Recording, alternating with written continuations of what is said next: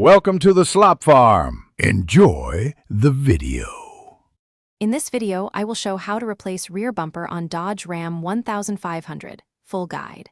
Begin by parking on level ground, setting the parking brake, and disconnecting the battery to prevent shorts. Remove tail lights and sensors carefully to avoid damage. Keep fasteners organized in labeled containers so reassembly is smooth.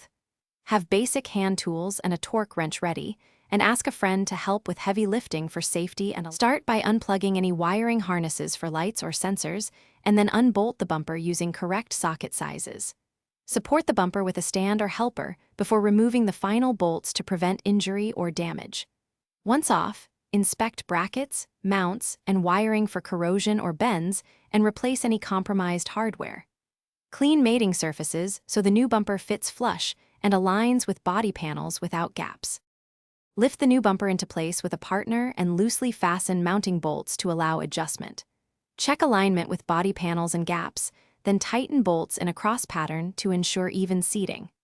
Reconnect wiring harnesses and test lights, backup sensors, and any electrical features before final torque.